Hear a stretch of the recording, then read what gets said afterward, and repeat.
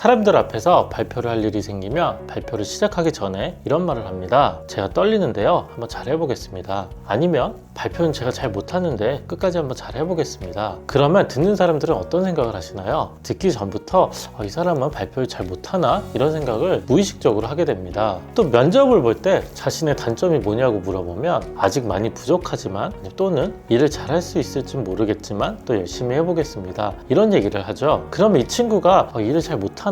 또 이렇게 생각이 듭니다. 치킨집에 가면 이런 말이 써 있습니다. 조류독감은 사람에게 전염되지 않습니다. 조류독감에 안전한 닭을 사용하고 있습니다. 안전을 이야기하고 있는데 갑자기 조류독감이 생각이 나서 치킨이 먹기가 싫어집니다. 원숭이 생각하지 마! 이렇게 이야기를 했는데 지금 우리 머릿속에는 원숭이가 한 10마리는 지나갔습니다. 우리 뇌가 이렇게 자동으로 작동하는 것이 플레이밍 효과라고 이야기를 합니다. 사람마다 사물을 생각을 하고 해석을 할 때 사용하는 기준과 방식이 틀려서 자신의 가치와 관점에 따라서 주관적으로 사회 현상을 이해하는 것입니다. 조금 더 쉽게 말하면 상대방의 말 때문에 제가 수동적으로 생각하게 돼버린 겁니다. 수동적으로 생각하게 된다. 참 이상하죠? 제 생각은 제가 하는 것 같은데 상대방의 말을 따라가게 됐습니다. 수술을 받아야 되는데 의사가 이런 이야기를 합니다. 이 수술의 성공 확률은 100명 중에 95명입니다. 아니면 이 수술의 실패 확률은 100명 중에 5명입니다. 똑같은 말인데 두 번째 실패 확률을 이야기하면 좀 불안해집니다. 이렇게 플레이밍 효과 때문에 사람들이 짧은 순간에 자기가 생각하지 않고 말하는 사람의 이야기만 듣고 생각 없이 결정을 내리는 경향이 있습니다. 생각을 해보면 강연을 잘하거나 부자들은 긍정적인 언어를 사용을 합니다. 그 사람들은 긍정적인 생각을 해서 부자가 됐을 가능성도 크지만 스스로 긍정적인 언어를 사용하려고 공부를 하고 배웁니다. 예를 한번 들어볼게요. 부자들은 뭐뭐라고 생각합니다. 이렇게 모호하게 하지 않고요. 뭐뭐라고 확신을 합니다. 이렇게 이야기를 합니다. 그리고 뭐뭐인 것 같습니다. 이런 얘기를 하지 않고요. 뭐뭐입니다. 또는 매우 중요합니다. 이렇게 확정적으로 이야기를 합니다. 그게 나중에 틀리더라도 자기 확신을 이야기를 하고 긍정적으로 이야기를 합니다. 생각을 해보면 이런 용어들의 차이가 아주 큽니다. 실제로 그래서 강의를 잘하는 사람들은 떨린다는 얘기 절대 안 하고 오히려 여유를 부리죠. 나와서 인사하는 것부터 여유가 있습니다. 그 사람들은 경험이 많기도 하겠지만 이런 거를 연습을 하고 공부를 한 겁니다. 강의를 듣기 전에